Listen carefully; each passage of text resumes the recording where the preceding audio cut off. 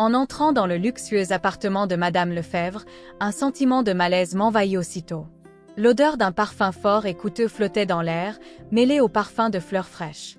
La décoration exubérante, avec des meubles anciens et des œuvres d'art impressionnantes, contrastait avec la froideur de l'atmosphère. J'ai marché dans le couloir, les sols en marbre brillant sous la douce lumière du soleil qui traversait les fenêtres. J'ai entendu le claquement de mes chaussures contre le sol, un rappel constant que j'étais là pour servir. « Ah, encore toi !» La voix de Madame Lefebvre transperça le silence comme un couteau. Je me tournai pour lui faire face. Son expression était dédaigneuse, comme si je n'étais rien de plus qu'un objet sur son chemin. « Pourriez-vous, s'il vous plaît, être plus présentable ? Ce chemisier ne rend pas justice à mon appartement. » Ces mots m'ont frappé comme un coup de poing dans l'estomac. J'ai pris une profonde inspiration, essayant de ne pas laisser son commentaire m'ébranler. « Désolée, madame. Je m'efforcerai de m'habiller selon vos attentes, répondis-je en gardant ma voix ferme et respectueuse. Au fond, je savais que la couleur de ma peau et mon origine familiale étaient les véritables raisons de ces commentaires méchants. Mais je ne pouvais pas laisser cela m'affecter. J'étais un professionnel et mon travail consistait à prendre soin d'elle. Dès les premiers jours, la routine s'est installée. Je l'ai aidée à s'habiller, à préparer ses repas et à lui administrer ses médicaments. Chaque interaction était un test de ma patience. « Pourquoi ne peux-tu pas être plus rapide ?»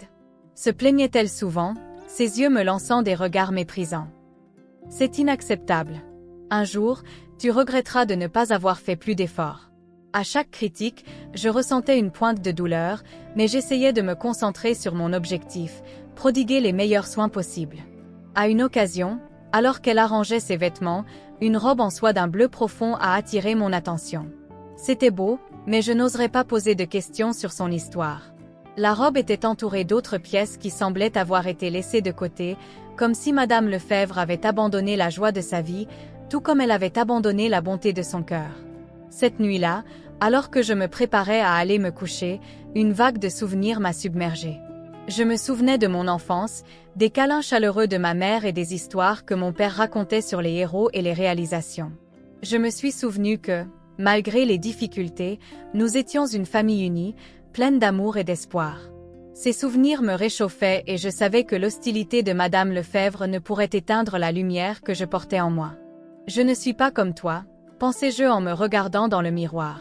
« J'ai de la dignité et je ne laisserai pas votre poison me contaminer. » La décision de ne pas me laisser envahir par sa cruauté est devenue un mantra dans mon esprit. Pendant la journée, je la servais avec professionnalisme, même lorsque ses paroles tranchantes me donnaient envie de crier. Un matin, alors que j'organisais les médicaments, elle entra dans la chambre, avec un regard mêlé d'irritation et de dédain. « Êtes-vous sûr de savoir ce que vous faites ? Je ne veux pas mourir à cause de votre inefficacité. Madame, je suis là pour prendre soin de votre santé et de votre bien-être. Je ferai de mon mieux, a-t-il déclaré en essayant de rester calme. Mais à l'intérieur, je luttais contre la tempête d'émotions. Il était difficile de comprendre comment quelqu'un pouvait être aussi cruel, surtout quand, derrière son apparence de richesse et de statut, il y avait une solitude que je pouvais ressentir. À ce moment de vulnérabilité, j'ai réalisé que même face à l'hostilité, je pouvais choisir la compassion. La vie de Madame Lefebvre était pleine d'histoires que je ne connaissais pas encore. Alors que je me préparais pour un autre jour, une petite voix en moi murmurait « N'abandonne pas ». Et c'est ainsi que, le cœur lourd, je suis partie à la recherche d'un but plus grand, déterminée à garder allumée la lumière de mon enfance, même sous l'ombre du mépris. En entrant ce matin-là dans l'appartement de Madame Lefebvre, une sensation de tension dans l'air m'enveloppa comme un lourd manteau. Le soleil pénétrait à flots à travers les grandes fenêtres, illuminant l'espace luxueux, mais l'atmosphère était dense, presque suffocante. Je savais que cette journée ne serait pas facile. Dès le premier instant où j'ai franchi la porte, ces mots ont résonné dans mon esprit. « Toi, avec ta peau foncée, tu n'as pas ta place ici. » Mais j'avais décidé que je ne me laisserais pas envahir par son hostilité. Ma mission était de prendre soin d'elle, même si elle était irrespectueuse. La première tâche de la journée était d'aider Madame Lefebvre à s'habiller. Alors que je m'approchais, elle me regarda avec dégoût, comme si j'étais un insecte indésirable. « Vous ne savez rien de la façon de traiter une personne de classe », dit-elle d'une voix aiguë comme du verre. J'ai pris une profonde inspiration, ravalant la colère qui bouillonnait en moi. Madame, je suis là pour vous aider. S'il vous plaît, laissez-moi faire ça, répondis-je, essayant de rester calme. Alors que je l'aidais à enfiler son élégante robe en soie, j'ai remarqué qu'elle était distraite, regardant son reflet dans le miroir avec une expression dédaigneuse. Tu n'as aucune idée de ce qu'est la beauté, Aïcha. Regarde-toi, a-t-elle lancé, comme si j'étais invisible, comme si ma présence n'avait pas d'importance. Je me forçai à sourire, un geste qui cachait toute la douleur provoquée par ses paroles. La beauté vient de l'intérieur, madame. Nous avons tous quelque chose de beau en nous. Elle a laissé échapper un rire sarcastique, mais je n'ai pas répondu. Ce que je voulais vraiment, c'était qu'elle voie au-delà de la couleur de ma peau, au-delà des apparences. Mais la réalité était que, pour elle, je n'étais qu'une infirmière noire, et rien de ce que je disais ne changerait cela. La journée se poursuivait avec Madame Lefèvre se plaignant de tout, de la nourriture, du traitement et surtout de moi. Chacun de ces mots m'a frappé comme un coup, mais j'ai tenu bon. Je savais que ma force ne résidait pas seulement dans le fait de supporter ces insultes, mais aussi dans le fait de continuer à prendre soin d'elle avec dignité. L'ambiance a radicalement changé lorsque, dans un moment apparemment anodin, Madame Lefèvre s'est mise à la recherche de sa précieuse broche. L'objet était un héritage familial et je savais à quel point elle le chérissait. Mais comme elle ne l'a pas trouvé, sa colère s'est tournée vers moi. « Toi, est-ce que ça a quelque chose à voir avec ça ? Je t'ai vu fouiller dans mes affaires, accusa-t-elle, les yeux pleins de suspicion. Madame, je ne toucherai jamais à vos affaires sans votre permission. Je le jure, dis-je en essayant de contrôler l'indignation qui montait en moi. C'est ridicule. Pensez-vous que je suis un voleur ? Le mot « voleur » la faisait frissonner et je réalisais que la situation devenait intenable. Mon cœur s'emballa alors que la tension montait. Vous ne valez rien. Je sais que tu veux me voler. Le chaos s'en est suivi. Je ne pouvais pas croire qu'elle m'avait accusé de vol. Mon corps tremblait de colère et de tristesse, et le désir de fuir cet endroit me consumait. Mais quelque chose en moi me criait de ne pas abandonner, de ne pas laisser son mépris me définir. « Je vais vous prouver que je suis innocent, madame, déclarai-je d'une voix ferme. Je vais trouver ta broche. » Les heures suivantes furent un mélange de frustration et de détermination. J'ai fouillé chaque recoin de l'appartement, me rappelant qu'au fond, la vraie richesse réside dans le caractère et l'éthique. À chaque minute qui passait, mon esprit s'égarait vers des souvenirs de mon enfance, lorsque ma famille m'enseignait la valeur de l'honnêteté et du respect. Cette leçon était plus précieuse que n'importe quelle broche ou bien matériel. En cherchant, je me suis rappelé que ma mère disait toujours « Aïcha, ce qui compte c'est la façon dont tu traites les gens, pas ce qu'ils pensent de toi. » Dans un moment d'épiphanie, j'ai réalisé que quoi qu'il arrive, je ne pouvais pas permettre au racisme de Madame Lefèvre de me déshumaniser. Ce dont j'avais besoin, c'était de comprendre les racines de sa douleur, même si cela semblait impossible.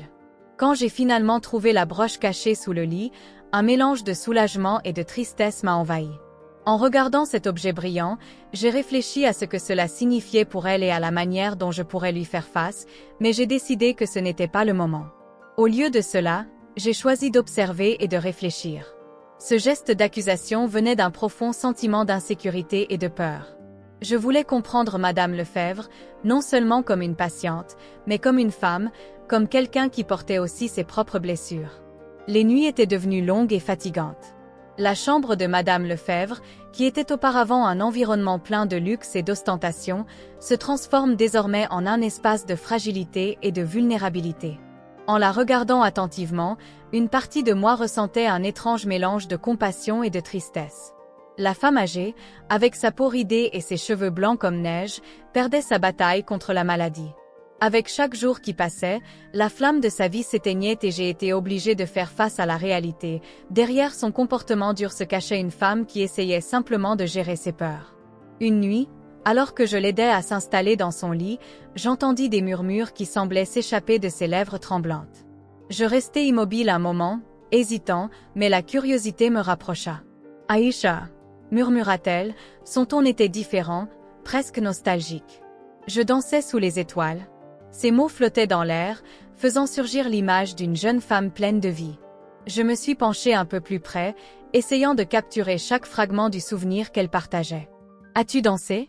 Je n'aurais jamais imaginé ça. » J'ai répondu, essayant de briser la glace qui avait toujours existé entre nous. Oui, une fois, j'étais si libre, si heureuse. Sa voix s'éteignit, comme si le poids du temps s'était accumulé sur son dos. Mais la vie est cruelle, Aïcha. J'ai laissé la peur m'envahir. La peur de ce que pensent les autres, de ce que je devrais être. Je l'ai écouté attentivement et, pour la première fois, j'ai entrevu la femme qui existait avant les préjugés. Une femme qui a été façonnée par son enfance, par une société qui lui demandait de suivre des règles qu'elle n'avait jamais remises en question. Il ne faut pas avoir peur de moi, Madame Lefebvre. Je suis là pour prendre soin de toi, peu importe tout ce qui s'est passé entre nous. Les larmes commencèrent à se former dans ses yeux, et pendant un instant, le silence entre nous devint lourd mais plein de sens. J'ai fait des choses horribles, Aïcha. Je n'aurais jamais dû te traiter ainsi. C'est juste que, je ne savais pas. Ce que le monde m'a appris était tellement faux. Vous n'êtes pas obligé de porter ce poids seul. Le pardon est un chemin et je suis prêt à marcher avec vous. Ces mots sont venus du fond de mon cœur, non seulement comme une offre, mais comme un véritable désir de voir la transformation, la guérison qui pourrait nous parvenir. Au fil des jours, je l'ai vu se déployer, comme une fleur ouvrant ses pétales pour la première fois après un long hiver. Sa vulnérabilité devenait de plus en plus évidente à chaque instant qui passait, et moi, d'un autre côté, sentais ma propre empathie grandir. C'était comme si, en prenant soin d'elle, je prenais également soin d'une partie de moi-même qui avait été blessée par le racisme et la discrimination auxquelles j'avais été confrontée tout au long de ma vie. Un soir, alors que je préparais une soupe chaude pour la réchauffer, une idée m'a traversé l'esprit. Je me suis souvenu d'un plat qu'elle avait évoqué une fois, quelque chose qui lui rappelait des souvenirs de son enfance, un risotto au safran que sa mère préparait.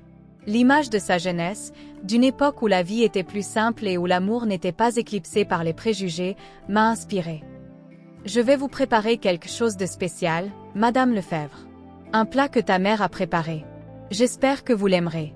Elle me regarda, une lueur de curiosité dans les yeux. Est-ce que ça te dérangerait de faire ça pour moi, même après tout ce qui s'est passé? Oui, je m'en soucie. Parfois, la nourriture peut être un moyen puissant de se souvenir de qui nous sommes. Et j'aimerais que vous vous souveniez de moments heureux. En remuant la marmite, j'ai senti une connexion se former entre nous, comme si la nourriture entrelaçait nos histoires. J'avais l'impression que j'étais sur le point d'ouvrir une nouvelle porte, non seulement pour Madame Lefebvre, mais pour nous deux. Un pont qui pourrait nous mener vers un endroit où le racisme et le mépris n'existaient pas, où l'humanité pourrait enfin triompher des blessures du passé. Et ainsi, alors que l'arôme du risotto remplissait l'air, je me suis préparée à faire un pas courageux, en espérant que ce repas toucherait son cœur et ouvrirait un espace pour la compréhension et la compassion dont j'avais toujours rêvé. C'est par un matin nuageux d'automne que j'ai décidé de préparer le plat que Madame Lefebvre aimait tant dans son enfance, une ratatouille colorée et aromatique, pleine de légumes frais.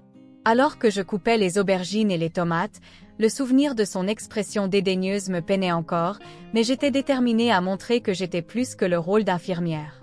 Les herbes aromatiques dansaient dans la brise et l'odeur de l'ail frit dans l'huile d'olive m'apportait un peu de réconfort. « J'espère que vous avez faim, madame », murmurai-je en disposant la nourriture sur un plateau. Le soleil timide commença à percer les nuages, comme s'il voulait être témoin de ce qui allait se passer. L'assiette en main, je me dirige vers sa chambre. L'odeur de la ratatouille parfumait l'air et j'avais hâte de voir sa réaction. « Encore toi? Que as-tu apporté cette fois ?» La voix de Madame Lefebvre résonnait avec un mélange de scepticisme et de curiosité. Elle était assise sur son lit, enveloppée dans des couvertures en soie, le regard toujours rempli de dédain. « J'ai préparé quelque chose de spécial pour vous, madame. C'est une ratatouille. J'espère que ça vous plaira, répondis-je, essayant de cacher l'anxiété qui commençait à monter dans ma poitrine. Elle regarda l'assiette avec un air dubitatif, mais, à ma grande surprise, une expression de curiosité apparut sur son visage. « Ratatouille? N'est-ce pas ce que ma mère faisait quand j'étais enfant ?» Sa voix, autrefois aiguë, avait maintenant une légère pointe de nostalgie. « Oui, madame. Je pensais que ça pourrait te rappeler de bons souvenirs. C'est fait avec beaucoup de soin, dit-il en plaçant le plateau à côté de lui. Madame Lefebvre hésita un moment, puis prit une cuillère et essaya. Ses yeux s'écarquillèrent et je repris mon souffle. C'est délicieux, finit-elle par admettre, la raideur de sa voix s'adoucissant un peu. Je suis content que ça te plaise, répondis-je, essayant de ne pas laisser échapper la surprise et la joie qui bouillonnaient en moi. Vous vous souvenez de l'époque où la vie était plus simple, n'est-ce pas? Demanda-t-elle en regardant par la fenêtre les feuilles qui tombaient des arbres. Avant, je jouais dans le jardin, sans me soucier de rien, avant que le monde ne devienne cet endroit horrible. Oui, madame. Parfois, c'est bon de se souvenir des moments heureux, dis-je en m'asseyant sur la chaise à côté de son lit. Quelque chose en moi voulait en savoir plus, savoir ce qui s'était passé dans sa vie. Continua-t-elle, sa voix s'adoucissant. Il fut un temps où il n'y avait pas tellement de préjugés. Les gens étaient plus gentils, ou peut-être que j'étais simplement aveugle. Un sourire triste est apparu sur son visage et j'ai réalisé que peut-être, juste peut-être, une lumière de compréhension commençait à briller entre nous. C'est difficile de changer, madame. Mais cela peut se faire une étape à la fois, ai-je dit, sentant la connexion se développer, quoique lentement. Tu penses vraiment que je peux changer, Aïcha? Elle m'a regardé et pendant un bref instant, la fierté et la résistance qui avaient toujours été présentes dans son expression ont semblé disparaître. Je pense que tout le monde peut changer, s'il a la volonté et le courage, répondis-je en le regardant dans les yeux. Le changement commence par de petites actions, et vous avez déjà fait un bon pas en acceptant mon assiette. Elle rit doucement, un son presque inconnu. Peut-être que tu as raison. J'ai toujours été si stricte, et maintenant, regardez où cela m'a menée. Au fur et à mesure que nous parlions, j'ai réalisé que quelque chose changeait dans notre relation. L'hostilité qui prédominait auparavant était en train de se dissoudre pour laisser place à une nouvelle dynamique. Une nouvelle possibilité de dialogue se dessinait entre nous et ce changement me remplissait d'espoir. Cependant, il y avait autre chose que je voulais comprendre. Madame, avez-vous des journaux ou des notes sur votre vie? Parfois, cela peut nous aider à comprendre qui nous sommes et pourquoi nous agissons comme nous le faisons, suggérai-je avec hésitation. Elle m'a regardé avec un regard curieux. En fait, j'ai un vieux journal. Je ne l'ai jamais montré à personne. J'ai toujours pensé que c'était juste un tas de pensées confuses. Si jamais vous vous sentez prêt à partager, j'aimerais le lire, a-t-il déclaré d'un ton encourageant. Peut-être qu'un jour. Elle s'éloigna, perdue dans ses pensées. L'atmosphère était chargée d'une nouvelle énergie et je savais que nous étions sur le point de vivre quelque chose d'important. La ratatouille aurait pu être juste un repas, mais pour nous, cela signifiait bien plus. C'était un pas vers la compréhension, le pardon et, peut-être un jour, l'amitié. Tandis que je tenais le journal de Madame Lefebvre, un mélange d'émotions m'envahit. Les pages jaunies étaient remplies de lettres élégantes, mais chaque mot semblait porter le poids de toute une vie. Je m'assis dans le fauteuil à côté de son lit, la douce lumière de la lampe illuminant la pièce d'un ton chaleureux et accueillant. La vieille femme dormait, son visage serein contrastant avec l'intensité des souvenirs que j'allais découvrir. Chère Aïcha, commençait l'une des entrées, et mon cœur manquait un battement. C'était comme si Madame Lefebvre me parlait directement. Aujourd'hui, je me sens plus seule que jamais. En regardant par la fenêtre, je vois des gens passer, souriant, vivre leur vie, et je me demande où je me suis trompée. En lisant, j'entendais sa voix résonner dans mon esprit. Les mots qui suivirent parlèrent de sa jeunesse, de moments où la vie semblait plus simple, avant que le monde ne devienne un lieu plein de préjugés et de douleurs. Elle a décrit des amis d'horizons différents, partagé des rires et comment la notion de race n'avait jamais été un obstacle. C'était une fenêtre sur le cœur d'une femme qui, depuis trop longtemps, s'était cachée derrière des murs d'hostilité. Je me souviens d'une fois, poursuit-il, quand j'ai rencontré une jeune fille qui m'a appris la vraie beauté des gens.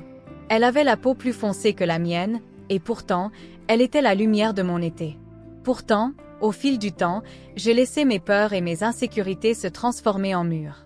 Et maintenant, alors que ma vie s'éloigne, je me demande si je pourrais un jour me racheter. Les larmes coulèrent sur mon visage lorsque je réalisai que, derrière le mépris auquel j'avais fait face, il y avait une femme pleine de regrets. Je voulais qu'elle sache que je n'étais pas là pour la juger, mais pour l'aider à trouver la paix. À ce moment-là, un son doux interrompit mes pensées. Madame Lefebvre s'était réveillée et son regard était fixé sur moi. « Qu'est-ce que tu lis, Aïcha ?» demanda-t-il d'une voix faible mais curieuse. « C'est votre journal, madame, répondis-je, la gorge nouée. Je pensais pouvoir mieux te comprendre. » Elle hésita, un éclair de vulnérabilité traversant son regard. « Vous avez lu des articles sur ma jeunesse, n'est-ce pas? Sur la façon dont je me suis laissé guider par la peur. Oui, et je suis désolée pour ce que tu as vécu, avouai-je. Je comprends que tu n'as pas toujours été comme ça. Nous sommes tous confrontés à des défis et apprenons de différentes manières. Madame Lefèvre baissa les yeux, son expression imperturbable se brisant peu à peu. Je ne suis pas une bonne personne, Aïcha. Je t'ai fait des choses terribles. Mais tu peux être meilleure, dis-je en lui tenant la main. La vie n'est pas seulement faite d'erreurs, mais aussi d'opportunités de changement. Elle inspira profondément, comme pour essayer de rassembler son courage. Tu es plus que ce que je mérite, Aïcha. Depuis trop longtemps, je t'ai traité comme un être inférieur, alors qu'en fait, tu es la seule à m'avoir fait preuve de compassion. J'ai senti mon cœur se serrer. Il n'est pas trop tard pour changer. Nous apprenons tous chaque jour. La conversation s'est déroulée avec une honnêteté que je n'aurais jamais cru pouvoir expérimenter. Madame Lefèvre a commencé à ouvrir son cœur, partageant ses insécurités et les peurs qui l'avaient emprisonnée pendant tant d'années. À chaque mot, la barrière entre nous semblait se dissoudre un peu plus. Aïcha, murmura-t-elle, je ne sais pas si je peux changer complètement, mais je veux essayer. Je veux que tu saches que je reconnais ta gentillesse. Et si je peux, j'aimerais te rembourser en quelques mots. Chaman. Votre geste suffit, madame, répondis-je émue. Le simple fait que tu t'ouvres à moi est un grand pas en avant. Elle sourit et pour la première fois, je remarquai une lueur d'espoir dans ses yeux. Merci Aïcha. Tu m'as fait comprendre que la lumière peut entrer, même si c'est un peu tard. Je lui serrai la main, ressentant une chaleur qui semblait impossible auparavant. C'était le début d'un nouveau chapitre, pas seulement pour elle, mais aussi pour moi. Nous étions tous les deux engagés dans un voyage de découverte et de transformation, et malgré toute la douleur qui nous séparait, nous étions désormais unis par un fil invisible de compréhension et d'humanité. En cette journée grise, la lumière filtrait à travers les rideaux de la chambre de Madame Lefèvre, créant une atmosphère presque éthérée. J'étais à ses côtés, tenant ses mains tremblantes, sentant la chaleur qu'il lui restait encore dans les doigts même si son énergie s'épuisait. L'odeur des médicaments mêlés à l'arôme des fleurs que j'avais apportées, un geste simple, mais qui, d'une manière ou d'une autre, semblait atténuer la lourdeur qui planait dans l'air. Quelle ironie, pensais-je, qu'après tant de mois d'hostilité, elles paraissent désormais si fragiles et vulnérables. Tu es là, Aïcha, commença-t-elle d'une voix murmurée. Pourquoi es-tu toujours là? Parce que c'est mon devoir de prendre soin de vous, madame, répondis-je en essayant de ne pas montrer à quel point j'étais touchée par sa fragilité. Et parce que, malgré tout, vous êtes toujours une personne qui mérite qu'on s'occupe d'elle. Elle ferma les yeux un instant, comme si elle se concentrait sur ses paroles. J'ai quelque chose à dire. Quelque chose que j'aurais dû dire il y a longtemps.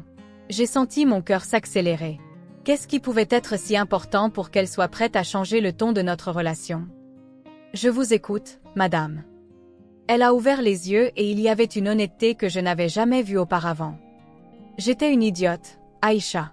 Un produit de mon époque et de mon éducation, oui, mais aussi une femme pleine de haine et de peur. Je t'ai maltraitée, et pourquoi? À cause de la couleur de votre peau? Cela n'a pas de sens. Tu as toujours été si gentil avec moi. Je suis vraiment désolée.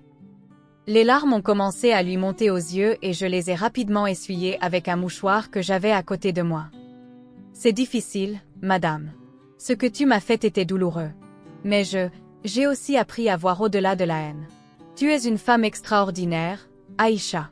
Et c'est pourquoi je suis ici, demandant pardon. Je ne m'attends pas à ce que tu me pardonnes maintenant, mais j'espère qu'un jour tu le pourras.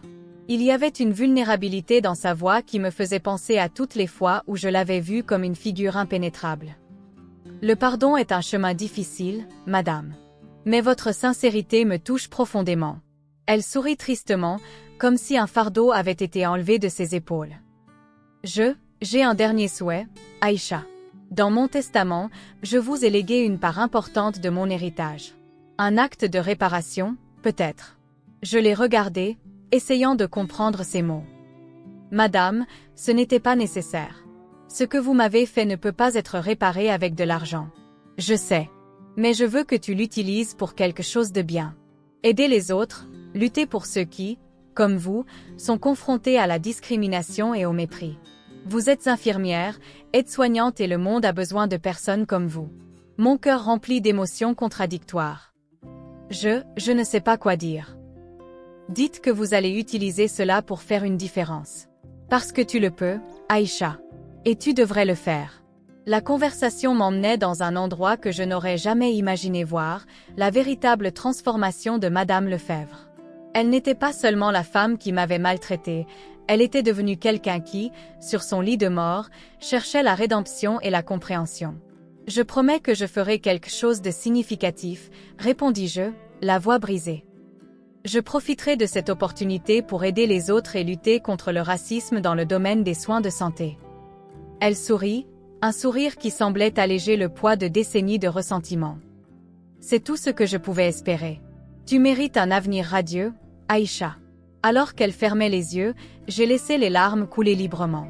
Sa transformation et la mienne étaient liées d'une manière que je n'aurais jamais pu prédire. J'étais entrée dans cette pièce en tant qu'infirmière, mais j'en suis repartie avec une nouvelle mission, être la voix des sans-voix et lutter pour un monde où l'amour et la compassion vaincrent l'ignorance. L'histoire de Madame Lefèvre et la mienne ne s'arrête pas là. Il y avait un héritage à construire, un voyage de guérison et de compréhension qui s'étendrait au-delà de nous deux. Et en regardant par la fenêtre, j'ai vu un horizon plein de possibilités. La lumière du soleil a commencé à briller, et avec elle l'espoir d'un avenir meilleur.